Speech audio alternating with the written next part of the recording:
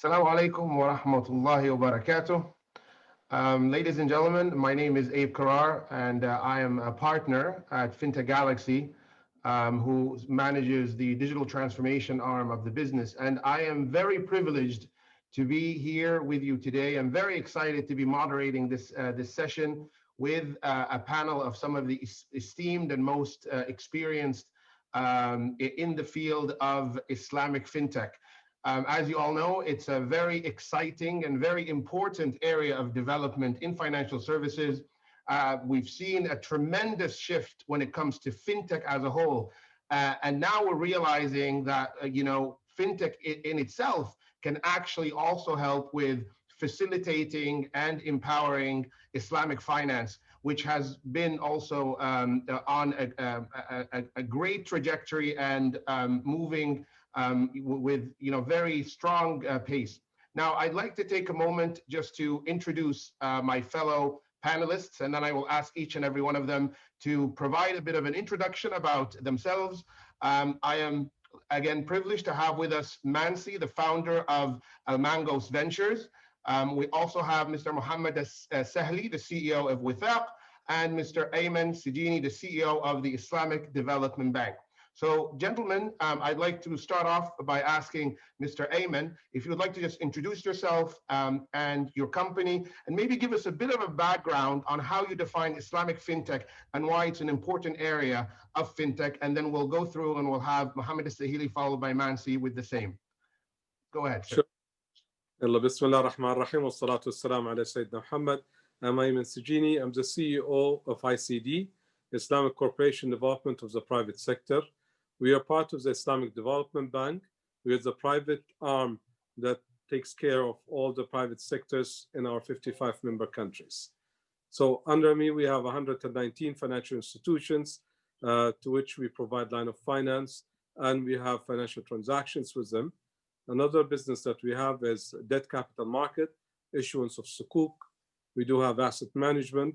We do provide advisory where we can help financial institutions open up Islamic windows or completely convert them into Sharia compliant windows. At the same time, we do have also private equity businesses. It's a pleasure for me to be here between you. Thank you. The pleasure is all ours. Mr. Mohamed Sahili. Thank you very much. Assalamu alaikum, everyone. This is Mohamed Sahli. I'm founder and CEO of Withaq Capital Markets. Basically, in Withaq Capital Markets, we have built the market infrastructure for the sukuk capital markets more specifically. So with the ambitions, inshallah, to be a global hub for sukuk issuers, investors, and apologies, I think I'm hearing a little bit of an echo. Yes. I'm not sure if you hear the same echo as mine. Now it's better. Okay, I think maybe the presenters can go on mute so it's not replicated. But so as I was saying, with basically offering the new fintech infrastructure dedicated for sukuk capital markets, and that is to cater for issuers, arrangers, service providers such as law firms, Sharia boards, and others, and then to operate and act as service providers for securities, and then as a central security depository, the first of kind that is actually dedicated to sukuk securities worldwide, inshallah. Myself, I've been working in fintech for the past 4 or 5 years. Alhamdulillah, I've been recognized by Islamica 500. Among the people who are impacting the Islamic economy, and among the 100 people as well, influencing the Emirates by Arabian business. MashaAllah. Thank you so much. Mansi? Assalamu alaikum, everyone. I'd like to thank the organizers for this great opportunity. My name is Abdul Mohamed Mansi. I run a company called Mangos Ventures, and we have been, it's a content-driven, basically content-driven and program development company. We have been facilitating the discussions and the growth of Islamic digital economy, recently precisely Islamic fintech ecosystem to further grow and enhance the ecosystem by engaging 4 main stakeholders or parties, basically the regulators, financial institutions, startups, and investors. That's wonderful. Thank you so much, Mansi. And if you can turn on your video so we can see you when you speak on the next part, that would be amazing. Thank you so much, gentlemen. Thank you for introducing yourselves, your organizations, and your contributions in the Islamic fintech space. I'd like to start with the first question for Mr. Ayman Sajini. And as the CEO of the Islamic Corporation of Development of the private sector, and of course, as a highly accomplished financial industry leader, you have a unique insight into Islamic fintech. The question is, how do you seek, create, and navigate Islamic fintech opportunities while witnessing changing consumer behavior, especially post the COVID-19 pandemic? Sure, thank you very much. First of all, to be frank with you, financial technology, I consider it a platform. So financial technology is financial technology. It just happens to be that we have products that we put on top of this financial technology, and I really prefer to call it that way. But our Sharia compliant products can make big accomplishments, and it can really have a quantum leap in reaching out and do financial inclusions to the markets that we'd like to serve through the financial technology. This is something that we can experience, and it's really great to have. Since ever I joined ICD, and even in the past, I always have been a great supporter of financial technologies. I do believe it's the future. Banks will not continue to be the same.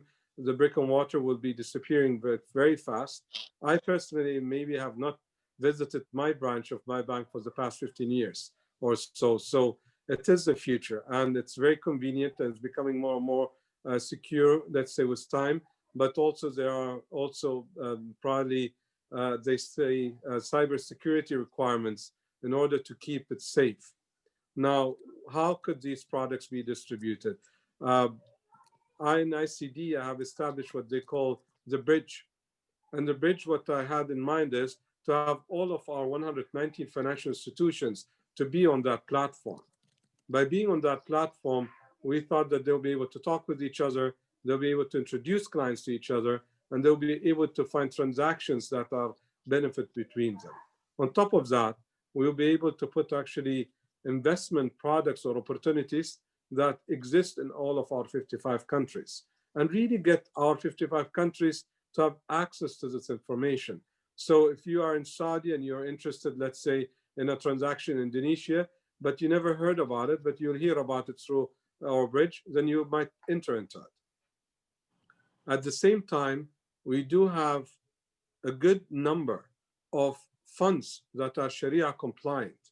Let's say that we have a fund here in Saudi Arabia that is, in a certain investment, let's say petrochemical, because we are a petrochemical country in that sense. People all around the world maybe think that this is a competitive advantage of Saudi, then they should invest with us. But how many of those Sharia compliant funds that we have in Saudi can be reached by somebody who lives in Senegal or lives in Egypt or Morocco or Indonesia and really can buy it? So we want to maybe get all of these products to be put on our platform, and then get our 119 banks be able to distribute it to their clientele base in their own country.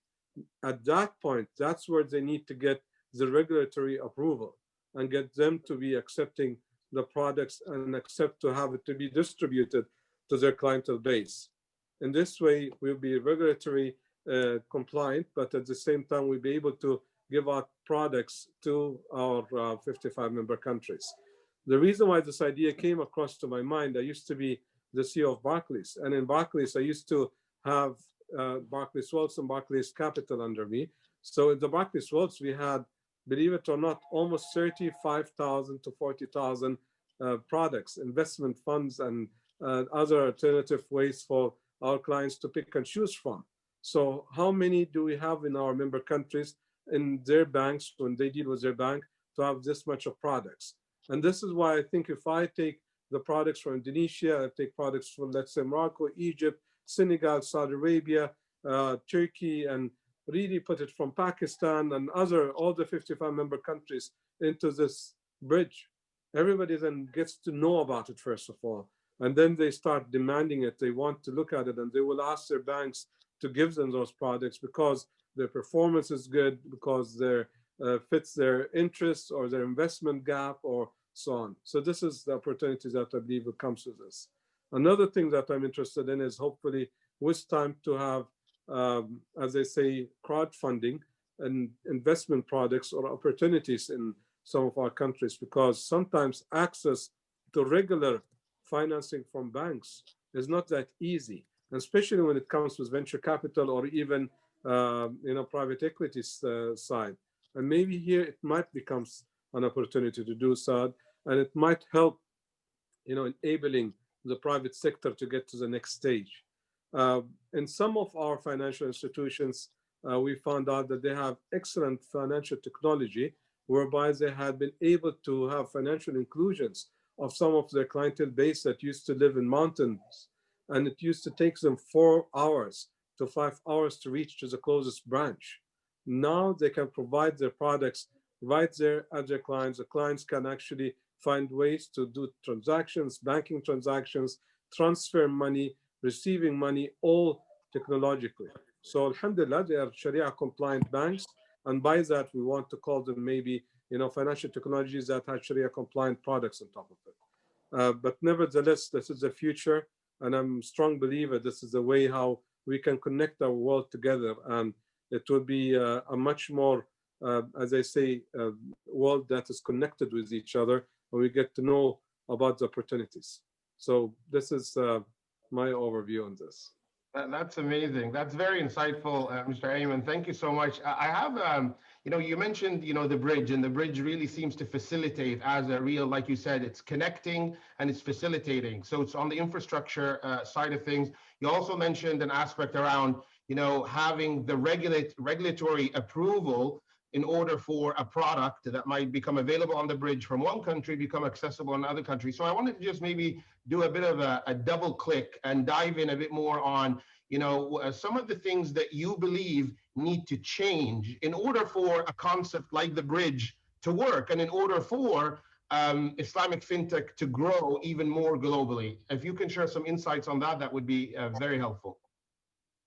Sure. Thank you for that question. Actually, it's a very important question. And if I may say, it's different layers if I look at it.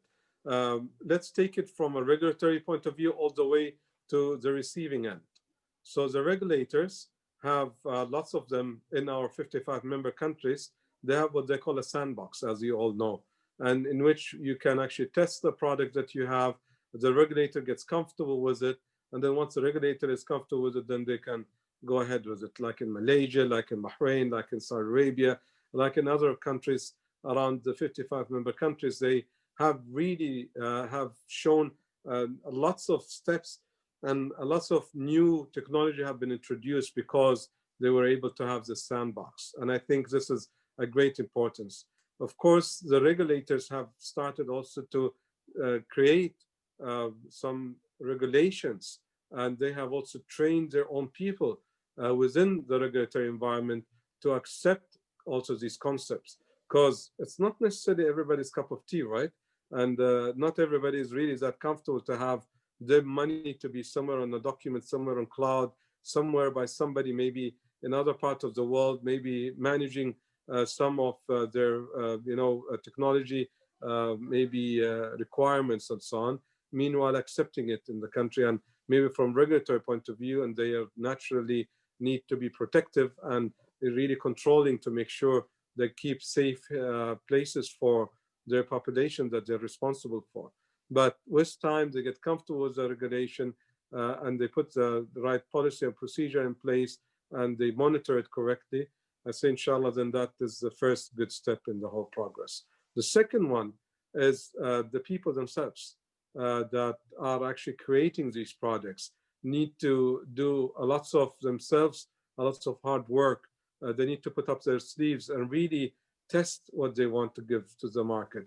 They need to make it to be so good that even the regulator, when they sit with them, they feel comfortable with it, they understand it. It becomes something that they understand that it actually has its own firewalls, it's protected from cybersecurity, and it has actually requirement of what is needed from a regulator and being compliant with KYC, money laundering, and all of the other things that regulators are actually concerned about, and the general population want to also not to be associated to be in a pot that maybe has some question marks on it. The third layer in this are the receiving end. The receiving end themselves maybe need lots of good training programs, making them understand how to use it. I mean, like in some of our financial institutions that we have under ICD, they do have actually training centers because they created this app. They need the clients to feel comfortable with it. They need to have the clients feel confident that, you don't have to stash your cash under the pillow or keep it with you at home, or not to be worried about traveling, or make it a choice, no need for you to go for hours to reach the branch, and you can do it on your computer or on your phone and so on. So that sometimes maybe for some of us that have been used to this type of technology think it's ABC, but really for others it's like so foreign, and they don't have trust, and they feel like somebody's taking my money, is going to disappear tomorrow. But with that training program, I think it will give people comfort. It gets them to utilize it happily and maybe take advantage of the technology and the advancements that we are seeing locally and globally to a much higher extent. So this is basically the way how I think there's things that need to be changed, and keep an open mind that it will continue evolving and getting better and better, and we'll have even much more interesting ideas and creativity be involved in it, whereby, I mean, I'm here in Saudi Arabia right now, and let's say I'd like to buy a home somewhere around the world. I should be able to get actually my bank feel comfortable about it. But right now, they're not necessarily doing that, because how can they be? But maybe with the financial technology, we'll be able to connect the dots and really help for people to be able to buy the real estate from wherever they're at. And let's say they will be able to buy investments. They might be getting the right Sharia compliant financing on it, and they'll be able to get the right insurance on it. So it's a combination of things. So it's not just business, it's also individuals that will benefit a lot out of the fintech. MashaAllah. Jazakallah khairan. Very insightful, mashallah. Thank you so much. I'd like to move to Mohamed Salah. I have a question for you, which is really trying to differentiate between Islamic fintech companies and fintech companies. So really, I'd like to understand from your perspective, if you feel that Islamic fintech companies that are emerging, if they're attracting a particular type of customer, or do you feel that the business models are fundamentally different and focusing on areas that other fintech companies may not be able to focus on? Thank you very much. I mean, an interesting question, and to be honest, just from a very high level look into it, there shouldn't be that much of a difference. When you're approaching a fintech technology, I think as well. Mr. Ayman was alluding to that at the very beginning. Now, the idea of offering certain products, over these financial technologies, because technology in its sense, it's not Sharia compliant or non-Sharia compliant, as technology, when we're talking about an infrastructure base. Now is what do you do with the technology? How do you actually offer certain products? How do you monitor and govern certain products? How do you engage in certain products? That's what defines, I think, more specifically the Islamic fintech side of the story. So in basically looking into this a little bit deeper, is what really separates the fintech, Islamic fintech from non-Islamic fintech, is just the accumulation of knowledge, I would say, about specific Islamic and Sharia compliant products, and how can you make use of existing technologies today or innovate new technologies that will help make these Islamic products or Sharia compliant products either competitive in the market, or even sometimes a proper alternative for the existing conventional offering in the market. Because today, why are we actually, doing anything, for example, for the sukuk market? When you look into it, compared to conventional bond market, it is more complex the way we offer it. Fragmented service providers, legacy infrastructure or non-existing infrastructure. Nobody's really catering, for that specific process flow And thus, when you go actually into a sukuk market, let's say for a tier 2 issuers in the GCC region, for example, you will almost find none because, it's a very complex and expensive process.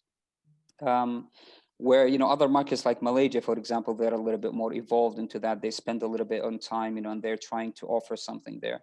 So, we recognize that there is, a lack of, let's say, infrastructure when it comes to our side of the world. And given the fact that we know this market, we understand this market, and we are passionate about offering something that does not only make us in par with the conventional offering, but actually compete with conventional banking, conventional offering. And this is where the whole idea started of creating the very low level needed, which is the infrastructure. So starting with the regulatory permits, operating in different jurisdictions, talking about the central security depository, security services, and then going all the way up to actually doing the issuance itself. So that's kind of, part of the journey, part of the story. But in general, as I mentioned, approaching it shouldn't be different from approaching general fintech. Okay, thank you so much, Mohamed. As a follow-up on that, I'd like to draw the attention of the audience around the fact that there are some mindsets or school of thoughts that correlate Islamic finance to Islamic fintech. And I'd love to hear again your point of view. If you believe if we need to have a strong Islamic finance sector in order for us to have Islamic fintechs emerging? I mean, it's probably a continuation of the previous answer, to be honest. And I think Islamic finance in general, it's still a growing industry. Of course, with the different products and the different jurisdictions, and even non-Islamic countries now, offering Islamic finance products. And we've seen some discussion, we've seen some of the things happening, for example, in the UK issuing sukuk, or some discussions with some governments, in Europe, thinking about Islamic finance, or even in the IDB's own sukuk, for example. You look into the base of investors, and you see some people coming all the way from Japan, for example, to invest in a sustainable sukuk issued by the Islamic Development Bank. And the reason for them doing that is because the offering in itself is comfortable enough for them, for these non-Islamic investors to even consider investing in Islamic products. Yeah, it becomes interesting, competitive, or it suits their investment criteria to give it a look.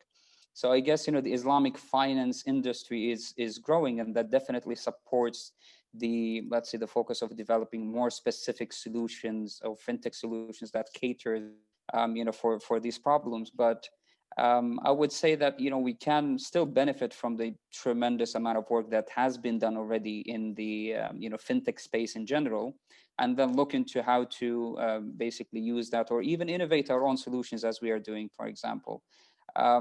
We've seen, I'll use our own example, when we did the first test sukuk issuance back, last year, out of the UAE and the IFC, and Moody's was saying that, okay, that was a credit positive for the Islamic banking industry.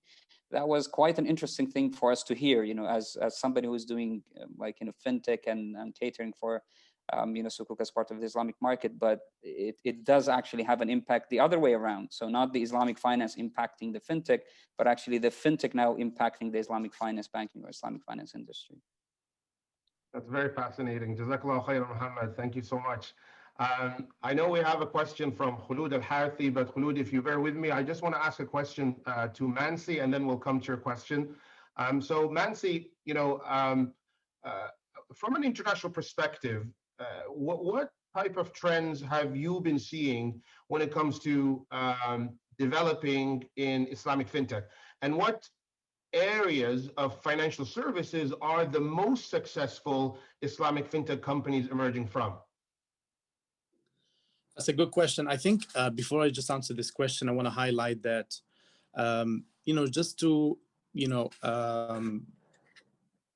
rephrase or highlight the definition of Islamic fintech. sometimes I think it's more about the digitalization of the entire delivery of Islamic finance.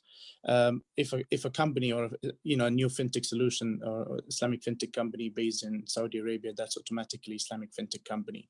If a company based in UK, for example, that serves a niche market, a Muslim market demography, then with the financial need, then that's called an Islamic fintech.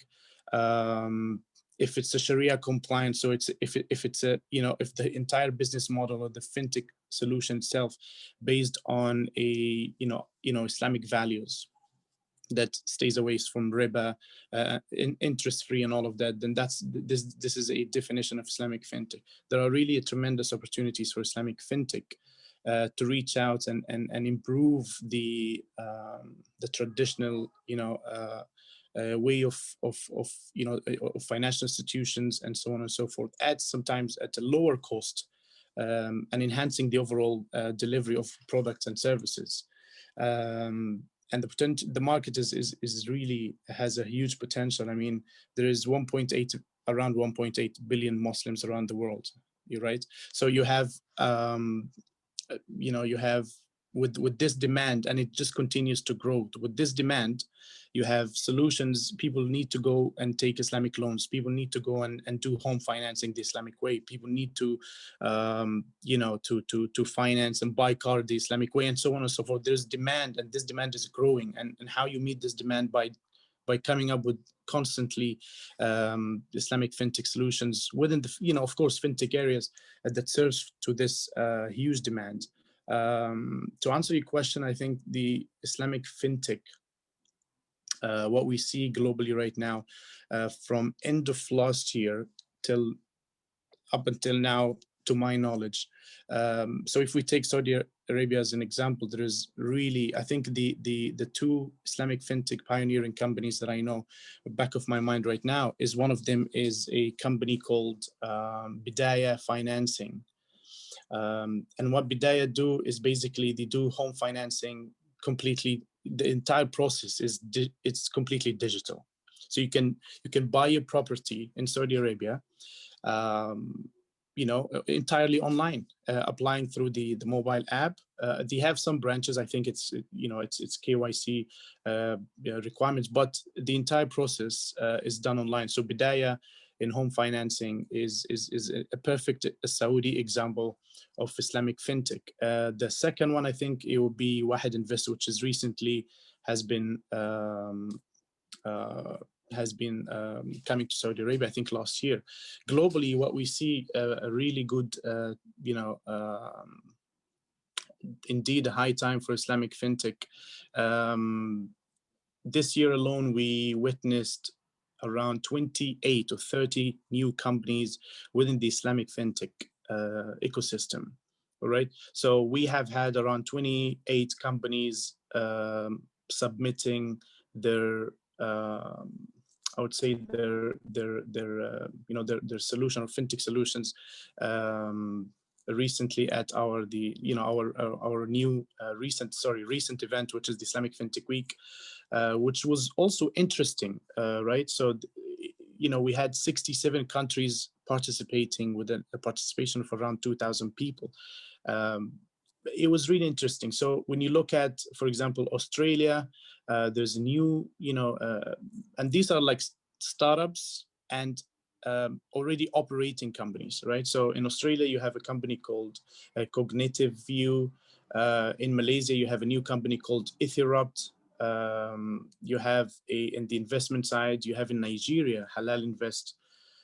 You have in India a new company, a cloud-based open platform for delivering the complete range of financial services. You have a very interesting platform which is based in Bahrain and UK and Sweden called iFin Services, which simplifies the process of basically buying a product from Islamic banks. You have a new company in Uzbekistan called Iman, basically a marketplace that brings together a merchants, shoppers, and investors on the principles of Islamic finance. You have a you have a company out of Germany on equity-based crowdfunding. You have a new company in Singapore, another one in Indonesia, a new, I think in 2019 we had in UK a company called Kistrel, which is an ethical, interest-free, I would say, wealth or payments and wealth platform. You have a new company in Canada called Manzil. I think it's Canada's only Islamic fintech in the halal financing and investment solutions.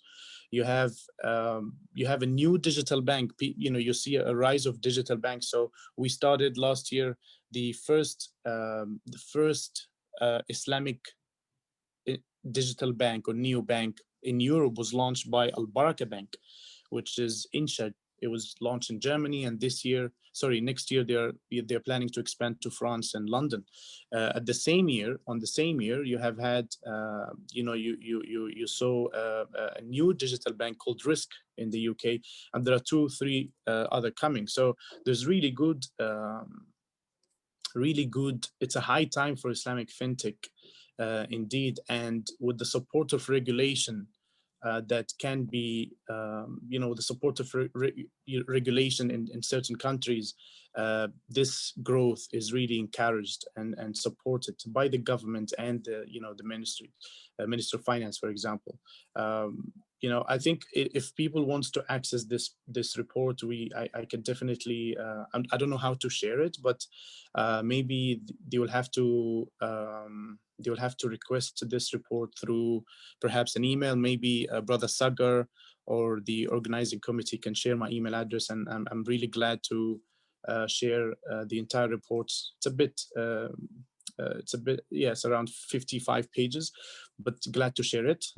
My email is director@ilmangos. If you really need to get the report, please get in touch with Sagar or our brother, the moderator, and they can share the email with you.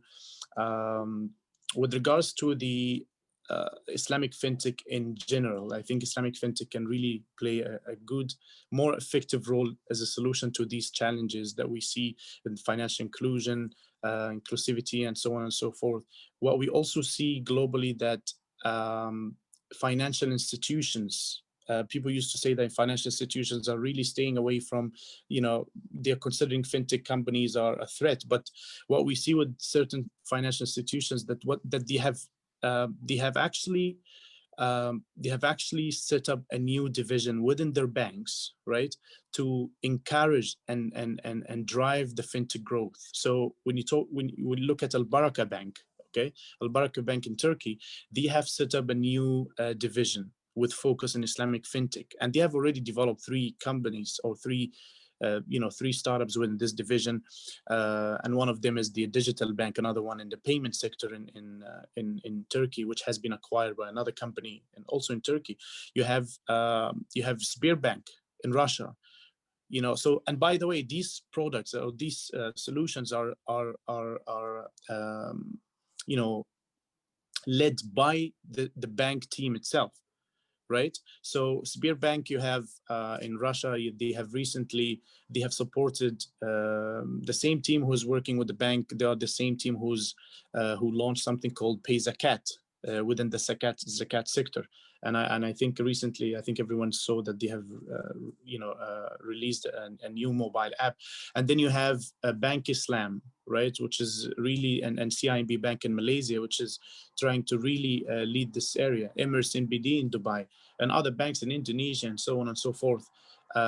Malaysia, for example, end of last year, they have accepted to take new licenses for neobanks or digital banks in Malaysia.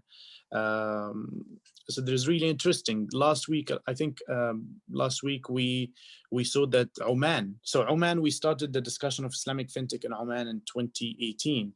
And it was interesting. We had, it was interesting to see that 1 year after the discussion that that we facilitated, we see that the CMA or the Muscat, the Capital Authority of Muscat, they have now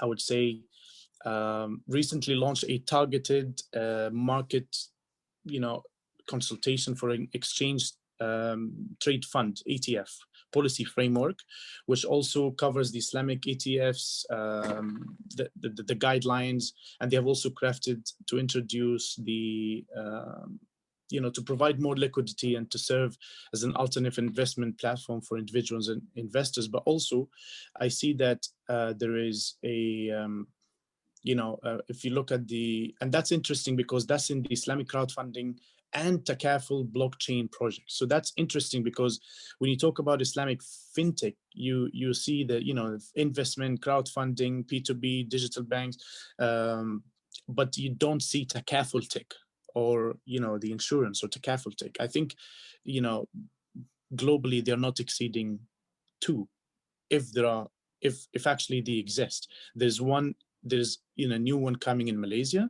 and that we have met last year, but really they're very, very, it's really hard to find a Takaful tech solution within the insurance sector. One good example, which is IslamicMarkets.com, I think everybody knows, that's in the learning, investment, and knowledge sharing platform, together with the other fintech companies, with the best case studies or the most successful Islamic fintechs that I know of is, I think the number one would be Wahid Invest in the robo-advisory sector, which is in different countries right now, and they're soon coming to Turkey. You have Alami, which is based in Indonesia, in the P2B crowdfunding. You have Islamic Markets again, and you have Insha. And I'm talking about the 2 types of Islamic fintech. So those who have really driven by a good community, right? Supported by a good community, and they have not managed to get the funding, but those who got the funding and they are expanding their community. And the cases or the case studies of the companies I'm sharing with you right now, these are the guys who have made it actually so far with really good community base. And Wahid Invest is one of them. I think the funding is over 25 million so far. Islamic Markets, I believe, over 2 million. Insha Digital Bank have secured, I think, around over $5 million. So that's a really good momentum. And all this started just 2 years ago. So, and I think, during the pandemic, more solutions are coming to really tackle the issue of and if we look at it, by the way, your client base has become a global, so you're not really you're not just focused on one market, right? It's the way we do business right now has become completely borderless. So coming up with a solution or any new concept, I think you have to look at the regional expansion of it, not just focus on your own market right now, because the market segment is a one. It's one, basically. It's a one community that you serve, whether it's in Turkey, Malaysia, Dubai, Saudi Arabia, and so on and so forth. That's very fascinating, Mansi. Thank you so much. Jazakallah khairan. That was very informative. I know we have maybe about 15, 20 minutes. So I want to field some questions from the crowd, and then I'll come back with some other questions that I had prepared. But maybe we could. I have a question here for Mohamed Sahli. The question is, how does Withaq use DLT to offer securities? What are custody services and what kind of securities are Withaq offering using DLT? And is it only DLT, or are there any other technologies? Again, if this is not something you can answer right away, we can definitely take this offline and come back to our attendees. But this was one of the questions that was posed directed to you, Mohammed. Yeah, absolutely. Thank you very much. An interesting question. First of all, DLT is just one single thing, one part basically of the overall, Withaq machine. I will say it's basically used, to keep, record of the issued securities in a proper and immutable way, in a sense. I wouldn't go into the details, of course, of the technology here, but I can answer some of the other questions. So when we talk about custody services, part of the security services that Withaq covers and automates. So we automate and offer, agency functions such as, paying agent, trustee functions, a registrar function, and other basically agency functionality that goes there, and then offer the custody function, including depending basically on the jurisdiction. So in Saudi Arabia, we offer custody function. That means the safekeeping of the securities basically with WITHAC. And in other jurisdictions, we offer a depository function, a central security depository similar to Euroclear and Clearstream. And these are some of the big global banks basically that caters for the safekeeping of securities, and then global banks as well and local banks use them to do custody work as well. Thank you so much, Mohammed. We have a question from Abdullah Al-Khuraif, and I'll ask this openly to the panelists. So if you have an answer, the question from Abdullah is, what is the most challenges in Islamic fintech besides usury? Based on my knowledge, there are few challenges in Islamic fintech, which is lending, peer-to-peer, crowdfunding. Who would like to take a stab at that? I think I can maybe give a small answer that I will say, the most challenging part that faced us, and it's not about usury, it's about, dealing with the complexities of a Sharia board approval when it comes to, going through the cycles of approving documents. So, for us, automating the full cycle of issuing sukuk, from issuance to distribution, administration, and then keeping, the management until maturity, the Sharia board involvement, especially at the beginning, when you're preparing and approving these documentation, it tends to be a very critical process. So not for us, as the fintech offering really, but it's for the issuers and the arrangers, to comply and to make sure that things are in place. So document signing and reviewing and all of that. So the governance part, I would say, of Islamic finance is probably the most challenging part of Islamic finance. And that, of course, cascades down to Islamic fintech naturally. I think probably Mr. Ayman will have a better answer there as well. No, Go ahead, Mr. Ayman. Mohammed, you have done actually a very good start for all of us. I believe that people are wanting to work together and really having partnership and really doing these transactions with each other, feeling comfortable to take each other's work as serious. As I said, if you walk today into let's say a global bank or so on, you could easily talk with them. Let's say it's XYZ Bank, and you'll find them actually selling T and F kind of bank investment products. And they haven't questioned whether it is great to their standard or not. They have accepted that there is a regulator that accepted it. They have actually approved it, and they feel comfortable with it, and they call it like passport approving it. So there is the way how of trust of really believing that the other side had done their job. There are certain basic due diligence that is needed to be done by any financial institution, but it has to result by the end in partnership and really going forward and doing business with each other and working together. I think this is beside, as I said, the question is, what are the challenges? The other challenge that maybe we could figure out is really the acceptance of some Sharia board members from one part of the world to another. You'll find clientele base basically in one part of our member countries not necessarily accepting the other part of the world Sharia approval, and they will challenge that and they will really ask a question. It's a little bit taboo and people don't like to talk about it, but I really believe that's kind of a challenge that is still there that needs to be worked on. The third part of this transaction is the end user, whether it's a corporate or it's an individual. I think having a long-term partnership or a long-term relationship is still not the norm.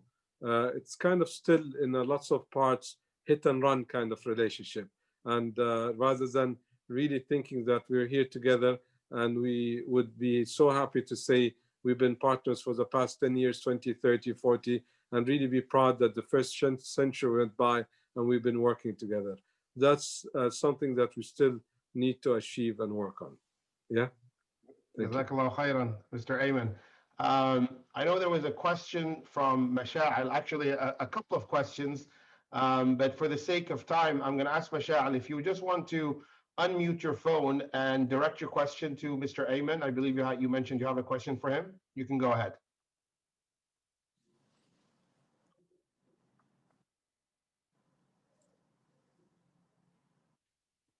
Or if you can type it out, I can read it to the panelists.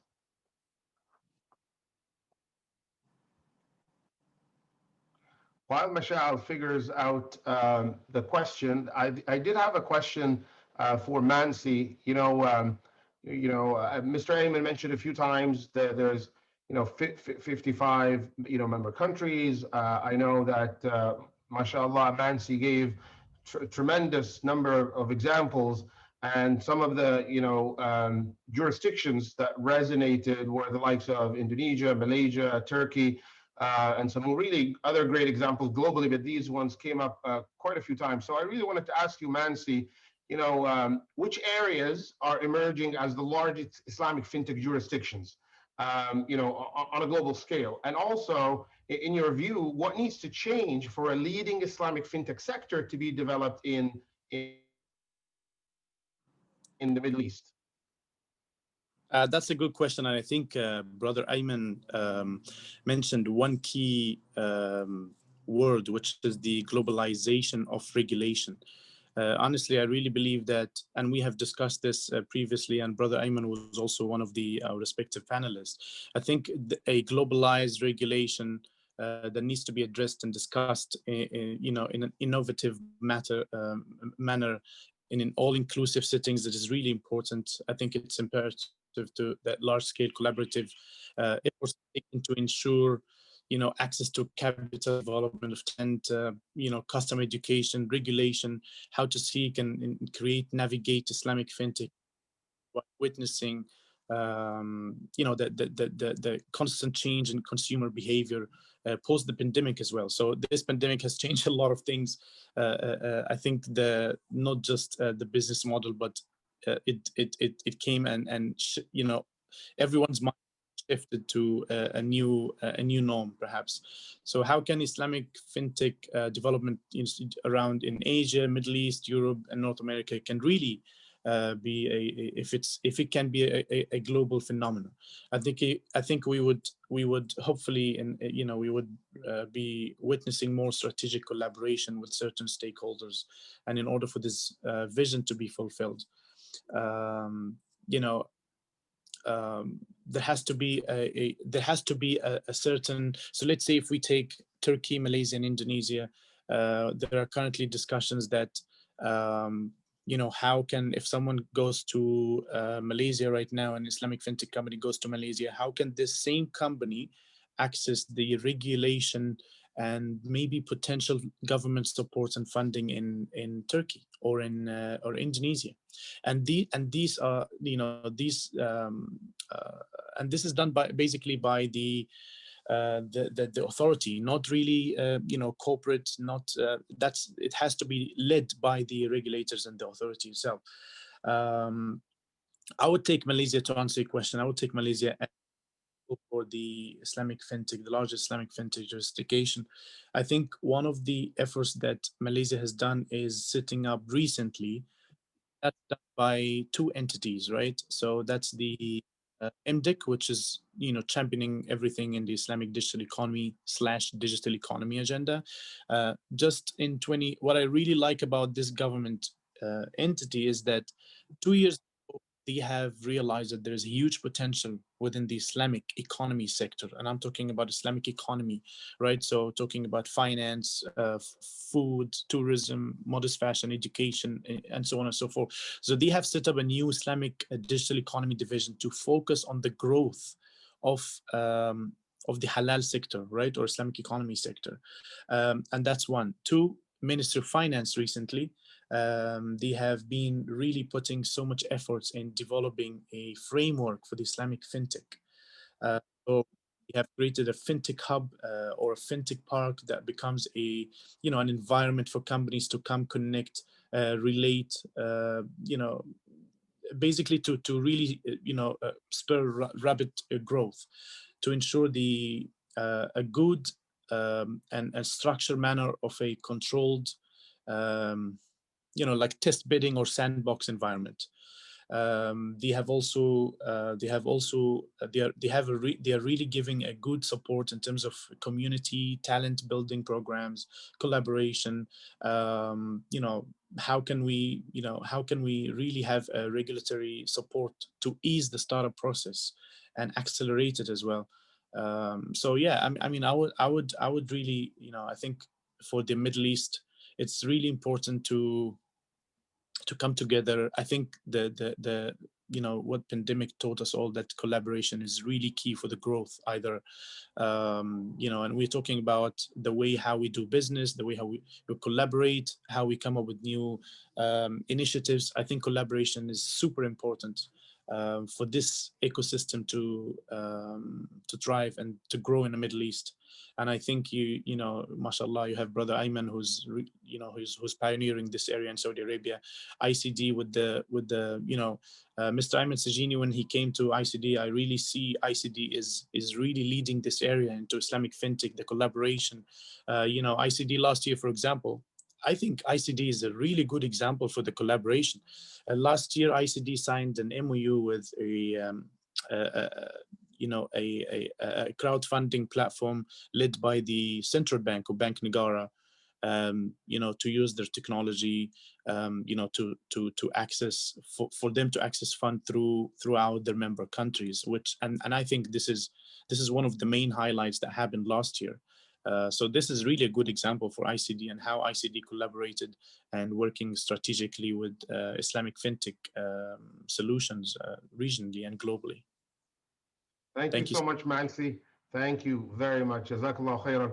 I'm going to ask one last question, and then we're going to wrap it up. And it's because I've seen the theme come up a few times, which, we hit over 101 attendees, which is phenomenal, but it just goes to show that there is a lot of interest. And besides, the report that Mansi has mentioned and has kindly shared his email, director@almangos.com, for those who are interested to get a copy. My question to my fellow panelists is around, where else can people go to learn more about Islamic fintech? What are some of these resources? Maybe we can start with you, Mohamed, if there's any on top of your mind, and then Ayman and Mansi, and then we could close off. Yeah, I think one of the sources is basically something similar to this forum, exactly. So whether it is with Saudi Fintech or even Fintech Galaxy yourself, guys, I think you have a lot of things to do there. And then across jurisdictions, you will find a lot of accelerators and programs that cater maybe not specifically just to Islamic fintech, but to others. But they always have some good sources of data, to basically share, with the audience.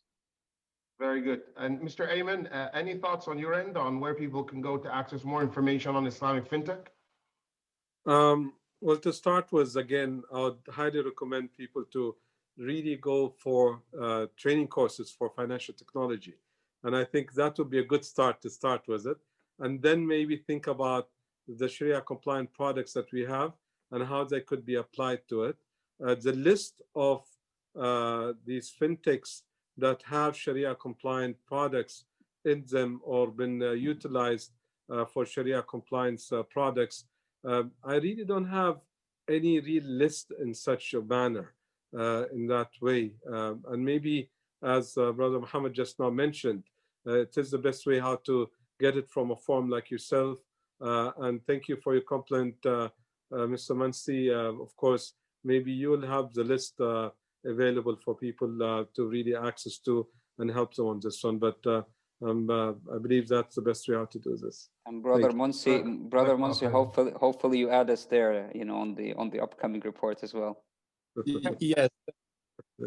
Thank you so much. I think we have just finished our report, which is a bit long, but we have, it was done in collaboration with the INSIF University in Malaysia, and also MDIC, MDIC and the Minister of Finance. So this report will be available, and I think just 2 days ago we had the green light to share it. So this is really timely, and I think if everybody's interested, I'm really glad to share it with you. You have my email in the chat section. So just hit me an email, and I'll be happy to share this report with you. There's another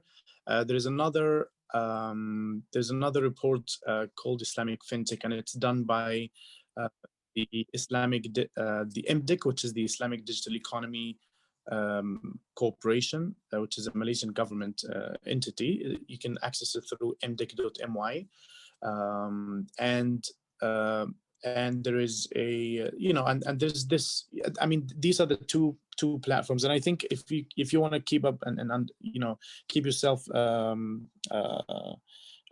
posted with the Islamic Fintech initiatives and anything that is happening within the Islamic Fintech, we do have our flagship event, which is the Global Islamic Fintech Summit, and some other activities within the Islamic Fintech area.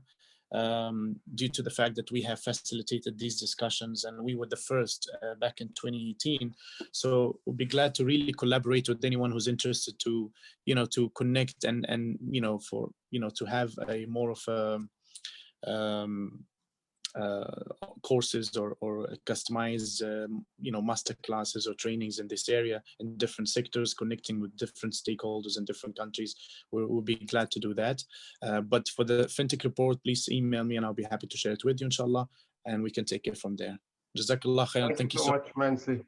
Thank you. Jazakumullah khairan jami'an to our panelists, to our attendees, and a special thank you to Fintech Saudi for also facilitating and bringing this amazing panel together. On that note, I'd like to wish you all a very good night, and narakum ala khair inshallah. We'll see you all soon. Wassalamu alaikum wa rahmatullahi wa barakatuh. Alaikum assalam wa barakatuh. It was a great pleasure and honor to be here. Thank you. Pleasure joining you all. Thank you so much. Same here. Allah yatikum al-afiyah. Shukran jameelan.